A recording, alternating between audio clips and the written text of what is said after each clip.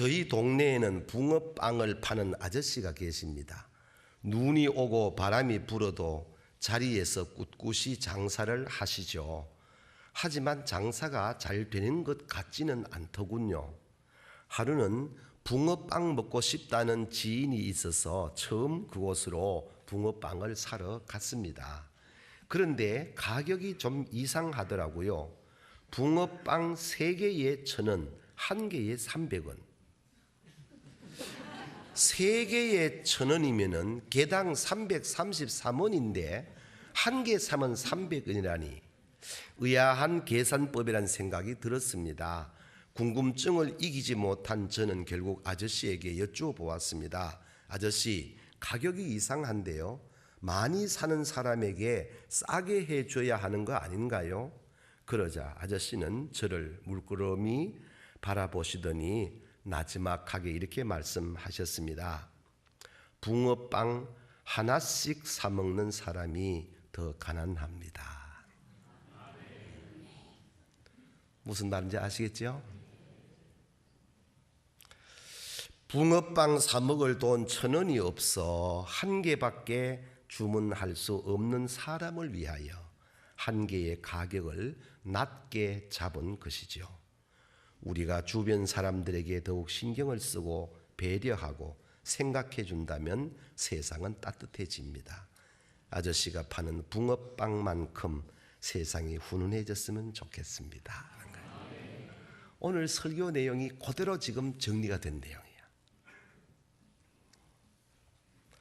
하나님을 믿는다는 사람들이 왜 교회 생활, 신앙 생활 하면서 서로 미워하고 다투고 싸우고 그럴까?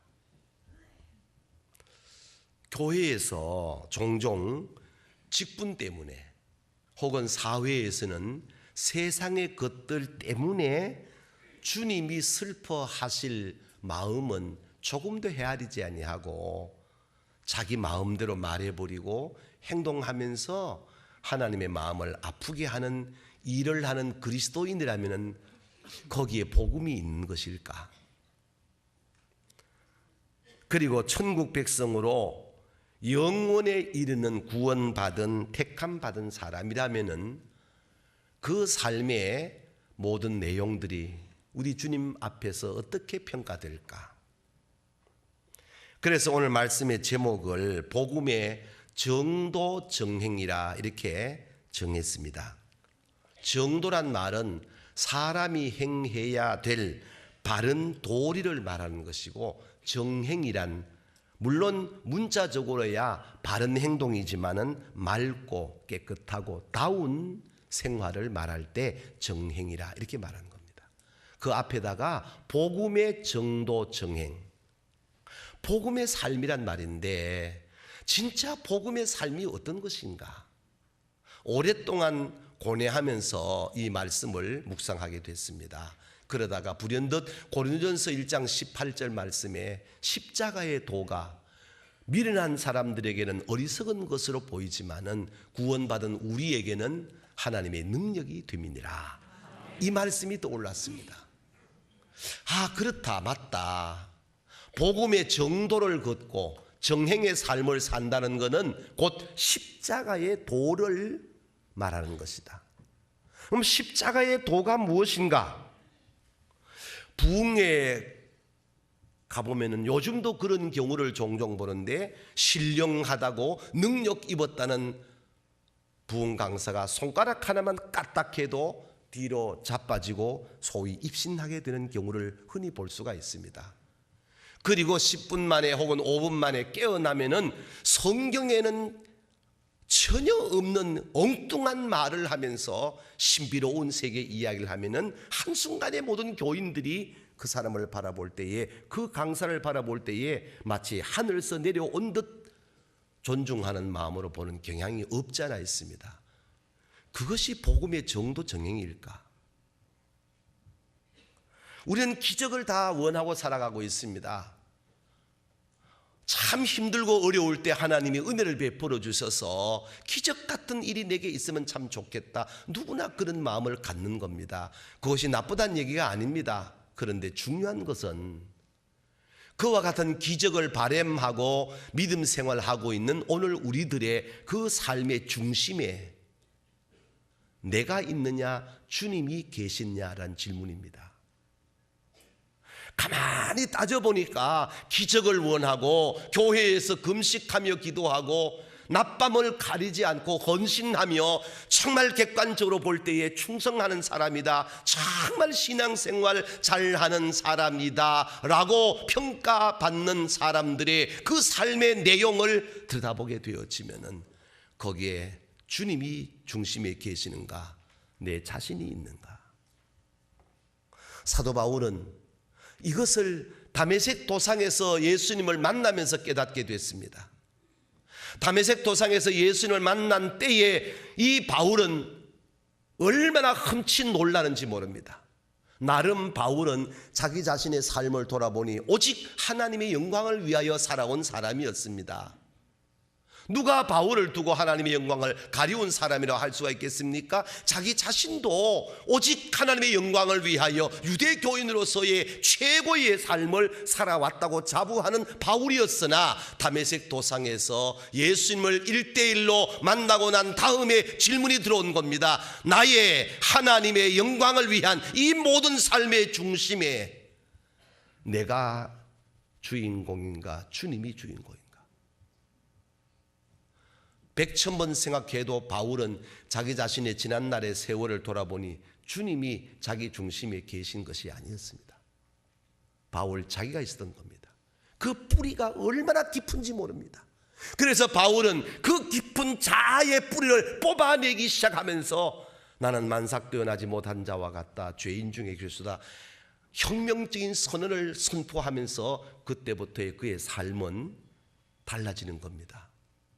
객관적 입장에서 다메섹 도상까지의 바울 사도의 삶은 오늘 저와 여러분이 추구하는 모든 성공자적인 삶이었으나 그때부터 죽을 때까지의 삶은 실패자의 삶이었지만은 정직하게 우리가 바울 사도의 생애를 살펴보게 되어지면 다메섹 도상을 분기점으로 하여 지난날의 삶이 영광인가 훗날의 삶이 영광이었는가는 이미 우리가 답을 다 내리고 있는 바울의 생애인 것을 우리가 잘 알고 있습니다.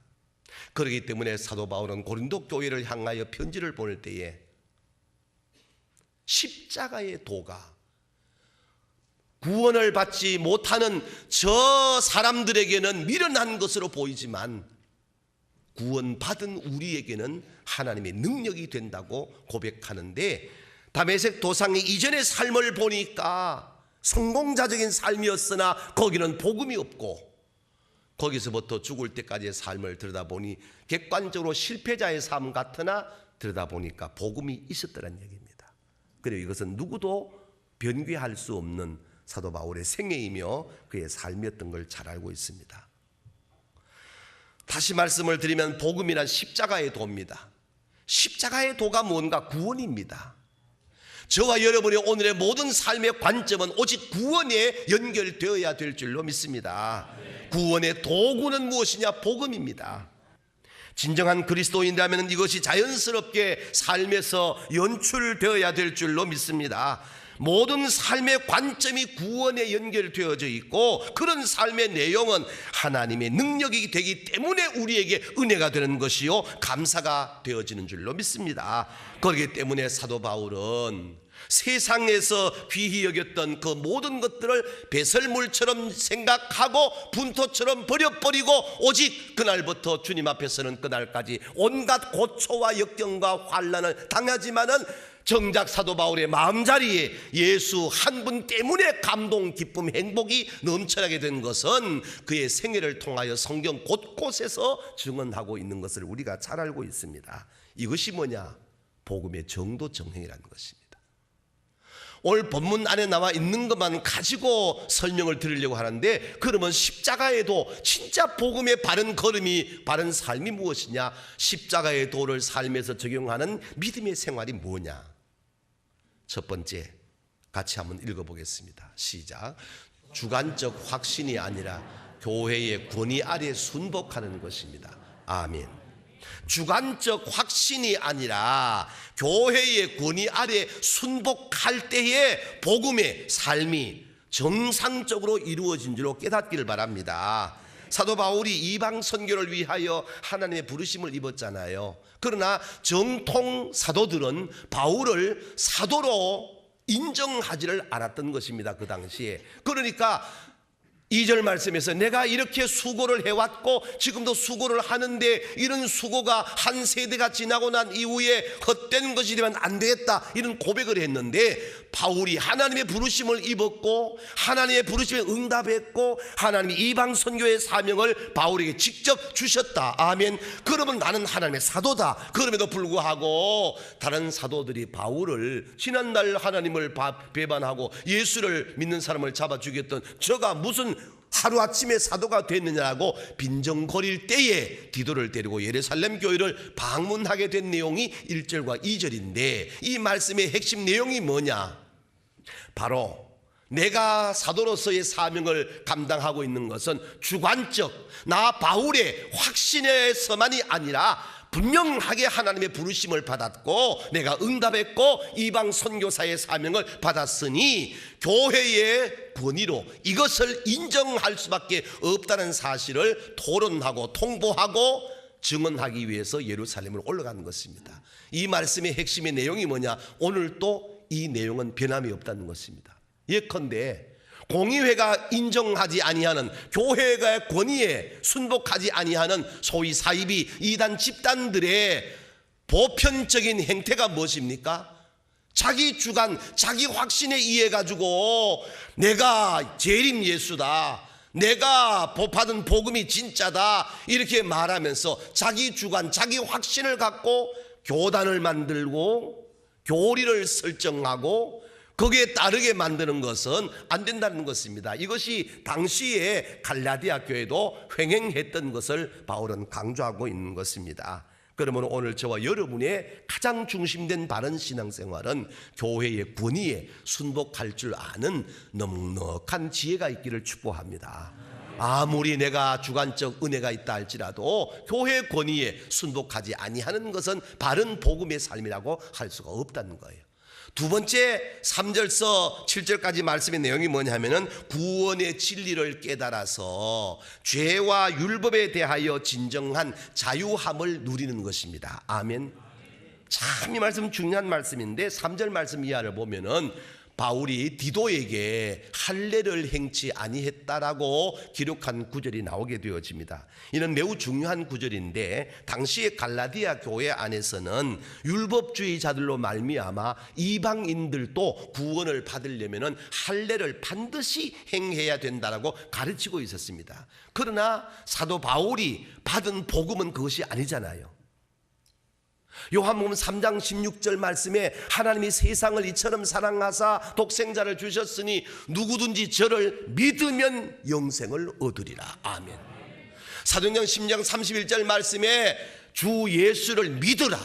그리하면 너와 너의 집이 구원을 얻으리라. 아멘.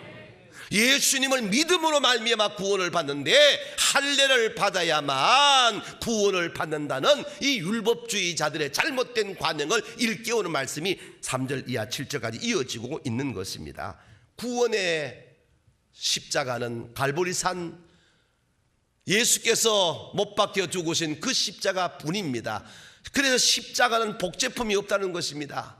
예수 그리스도의 십자가의 구속을 통해서 오늘 저와 여러분이 구원을 얻게 되는 줄로 믿습니다. 이것을 사도 바울이 믿는 우리에게는 하나님의 능력이 됨이라고 고백했던 것입니다. 십자가에도 다시 말씀을 드리면은 이 복음의 정도를 행하는 사람은 하나님의 능력이 자연스럽게 나타나게 되는 줄로 믿습니다. 죽을 죄인이 영원히 사는 거 십자가의 능력 아닙니까 여러분? 저주받을 존재가 축복의 자리에 살게 된 거 십자가의 능력 아닙니까? 가난으로 고통받다가 행복하게 살 수 있는 삶은 십자가의 능력인 줄로 믿습니다. 여러분 평양 깡패 김익두가 목사가 된 것도 십자가의 능력입니다. 살인마 고재봉이가 수감되어 있지만은 옥중 전도자로서의 변화된 것은 십자가의 능력이 아니고는 어린 반푼치도 없는 일이 아니겠습니까? 주기철 목사님이 믿음을 지키다가 옥중에서 순교하게 되어진 것도 십자가의 능력이 아니면 안 될 일입니다. 손양원 목사님이 A양원에서 나병 환자와 일평생 먹고 마시고 살면서 날마다 감사하며 하나님 앞에 영광 돌리는 것도 십자가의 능력인 줄로 믿습니다. 이 외에는 절대 그렇게 할 수가 없다는 것입니다. 이 구원받은 저와 여러분에게는 이 십자가의 능력이 있기 때문에 죄와 율법의 사슬에서 정말 자유함을 입은 진정한 그리스도인의 복음의 생활을 할 수 있다는 것입니다. 이 은혜가 여러분의 것이 되기를 바랍니다. 그 다음에 말씀 보니까 8절 이하 말씀인데, 복음의 전도 사명을 실천하고 그리스도의 사랑으로 평화하는 것이 복음의 정도 정해인 줄로 깨닫기를 바랍니다. 8절 이하의 말씀은 교회의 다양성을 통해서 교회의 완전성을 이루는 말씀인데, 야고보, 게바, 요한, 바울 각자에게 하나님은 사명을 주셨어요. 야고보가 받은 사명이나 바울이 받은 사명이 각각 똑같을 수 없습니다. 단 그 내용은 오직 구원에 이르는 것, 그러나 각양 사역이 틀리는 것입니다. 그럼에도 불구하고 고린도 교회는 바울파, 게바파, 아볼로파, 그리스도파라는 파당이 이루어져 가지고 하나님의 일을 한다고 하면서 내용은 전부 다 자기가 중심에 있다는 사실을 바울이 한켠 뒤로 물러나 보니까 보였던 것입니다. 그래서 하나님의 교회 일을 하면서 무슨 파가 그렇게 많으냐, 바울파는 뭐고 아볼로파는 뭐며 게바파는 뭐며 그리스도파는 뭐냐. 진짜 복음의 정도 정행은 복음 전도의 사명을 수행하는 것이고, 아멘. 복음 전도의 사명을 제대로 수행하는 곳에는 절체절명의 필연적인 사건이 하나 있는데, 예수 그리스도의 십자가 사랑으로 말미암아 평화하느니라. 아멘. 이것이 안 되면 안 된다는 얘기입니다. 주의 일을 한다고 하면서 원망하고 불평하고 다투고 미워하고 분쟁하는 것은 복음의 정도 정령이 아니란 얘기입니다. 진짜 복음에 사는 사람이란 십자가의 사랑을 통하여 평화하면서 주의 복음을 전파하는 것인 줄로 믿습니다. 여러분, 우리가 주의 일을 할 때 열심이라는 것이 있지 않습니까? 내가 조금 더 찬양할 때 우리 관현악단 가만 보니까 그래, 참 고맙다, 얼마나 힘들겠나, 얼마나 어렵겠나. 그러나 이렇게 열심을 다 하고 찬양대를 하고 주차 관리하고 토요일도 없고 금요일도 없고 교회와 사는 봉사자가 있고 수천 명 교인들 점심 식사하는 여전도 회원들이 있고 일주일 내내 교회 구석구석을 살피는 권사님들이 계시고, 아멘 좀 하면 얼마나 좋아. 어린아이도 어른도 온 교회를 위해서 열심을 하잖아요. 아멘. 그런데 그 열심을 하는데 그 진행되어지는 그 내용을 들여다보게 되어지니까 십자가 사랑으로 말미암은 평화가 있는 것이 아니라 하나님의 뜻은 헤아리지를 아니하고 하나님의 마음은 헤아리지를 아니하고 자기 생각대로 하나님의 마음을 해석해버리고 자기 뜻대로 열심을 내니까 바울파, 게바파, 아볼로파, 그리스도파가 생겨나니 이거는 복음의 삶이 아니란 얘기입니다.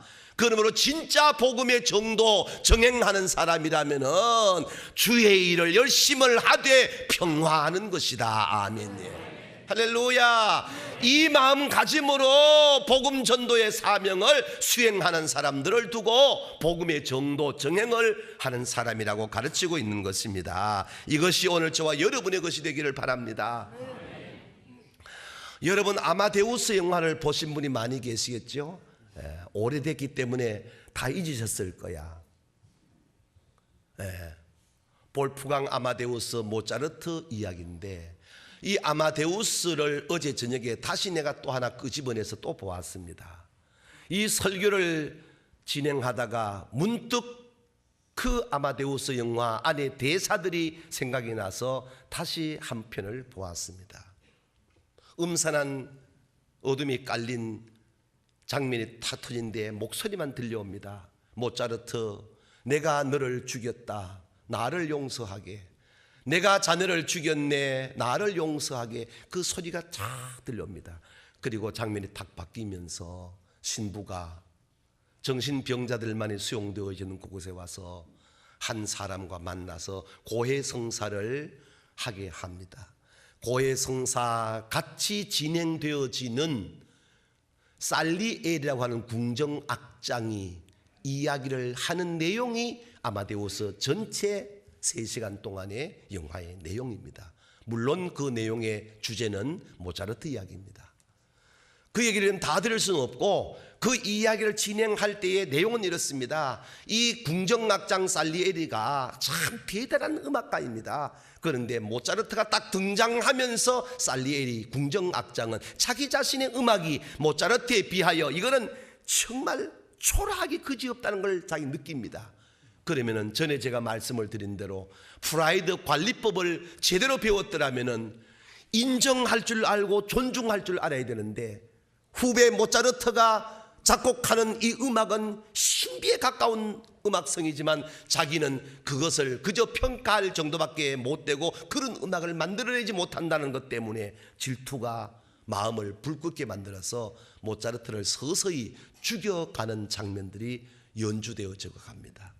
그리고 모차르트는 결국 그로 인해서 어린 나이에 죽습니다. 32년 동안 모차르트가 죽은 이후에 궁정악장 살리에리는 자기 자신이 살아온 날들을 돌아보니 지옥의 생활이었습니다. 어느 날 십자가 앞에서 하나님, 나는 내 음악을 통하여 오직 하나님께만 영광 돌리고자 합니다. 내 음악을 통하여 하나님의 영광 받으시기를 원합니다. 한 세대가 지나고 난 이후에도 후대들이 나 살리에리의 음악을 통하여 하나님께 영광 돌리는 것을 증언할 수 있는 삶이 되고 싶습니다. 다 기도하면서 지났는데 모차르트가 등장하면서부터 몸부림을 쳐도 모차르트의 음악성을 뛰어넘을 수가 없습니다. 그때부터 광기 어린 질투가 살리에리에게서 나타납니다. 결국에는 자기가 그렇게 의지하고 따랐던 십자가를 벽에서 뜯어내어서 난로불에 던지면서 사탄의 도구로 전락을 하게 되어집니다. 32년 어둠의 세월이 흘러갑니다.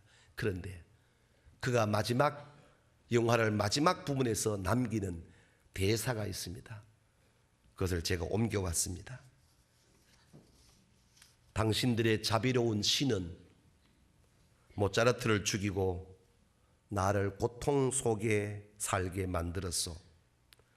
32년간을 고통 속에서 아주 천천히 시들어가는 나를 주시하면서 나의 음악은 점점 희미해 갔어. 시간이 지날수록 내 음악은 점점 희미해 갔어. 끝내는 아무도 나의 곡을 연주하는 사람이 없게 되었지. 마지막 남기는 말, 그런데 그의 작품은, 모차르트의 작품은 세월이 갈수록 더 빛나는 이야기로 여운을 남깁니다. 아카데미상 8개 부문을 석권하고 나무 주연상을 받았던 프랭크 모레이 아브라함, 참 대단한 연기였습니다. 한 번 보고 두 번 보고 5번을 봐도 또 보고 싶은 영화가 아마데우스입니다. 저는 이 영화를 통하여 서론에 말씀드렸던 붕어빵 3개의 1,000원, 1개의 300원 이야기를 접목시켰습니다. 지금 보십시오. 우리 포항중앙교회에 나무랄 데 없습니다. 목사 이만하면 좋습니다. 찬양대 화려합니다. 갖춘 것이 나무랄 데가 없습니다. 그런데 질문합니다. 궁정악장 살리에리가 최고의 화려한 현실, 어느 누구도 다룰 수 없는 음악가로서는 최고의 경지에 자리매김을 하고 있으나 32년 동안 속에는 고통 가운데 살았던 것처럼 객관적으로 모든 것을 다 갖춘 우리 포항중앙교회 지금 예배하는 수천 명 성도 여러분들의 마음에 복음의 행복이 있느냐는 겁니다. 주의 일을 열심히 한다고, 교회 일을 이렇게 몸부림치며 한다고 하지만 정작 내 안에 복음을 통한 행복이 있느냐는 것입니다. 죄에서 벗어난 자유함이 내게 있느냐는 것입니다. 궁정악장 살리에리는 화려한 옷을 입습니다. 최고의 대우를 받습니다. 자타가 인정합니다. 점잖습니다. 도덕이 있습니다. 윤리가 살아있습니다. 그런데 모차르트는 음탕합니다. 말하는 솜씨가 괴팍스럽습니다. 행동거지가 제대로 맞추는 것이 없습니다. 그런데 살리에리의 고백입니다. 하나님, 저 망나니 같은 모차르트에게는 어떻게 저런 음악을 만들어내는 은사를 주셨으며 나는 하나님을 위하여 산다고 몸부림을 하는데 왜 나는 그런 음악성을 주지 않았습니까? 하나님은 공평하지 않다고 하면서 그때부터 돌아서는 거거든요. 그리고 긴 세월 동안 고통 속에서 살다가 정신병자가 되어 인생을 마무리합니다. 여러분, 객관적 입장에서 모든 걸 다 갖추었다고 해서 행복은 아닙니다. 마치 사도 바울이 다메섹 도상 이전에 히브리인 중에 히브리요 베냐민의 지파요 가말리엘 문화생이요 율법으로 완벽한 자요 로마의 시민권까지 갖고 있어서 어느 누가 보아도 와 성공한 사람이라고 다 자타가 인정할 그때는 얼굴은 살기등등했지만 그날부터 죽을 때까지 40에 하나 감한매를 5번 맞고 3번 태장 맞고 돌로 맞고 파손되고 강과 바다와 신의 위험을 겪고 동족과 이방인의 많은 억울함을 당하고 헐벗고 병들고 장가 못 가고 죽음의 날들을 계속 살았던 이 바울 사도의 생애를 들여다보게 되어지면 십자가 복음을 통한 자유함이 있다는 것입니다. 진정한 행복이 있다는 것입니다. 나는 우리 포항중앙교회가 객관적 입장에서 좋은 교회라고 평가하기 전에 주님이 우리 교회와 함께 하심으로 이 교회에 들어오는 모든 사람들마다 행복함을 누리고 이 세상살에 지쳐 있다가도 교회 오게 되어지면 평화를 누릴 수 있는 교회가 됐으면 좋겠습니다. 그것이 십자가의 도입니다. 그것이 복음의 정도 전행입니다.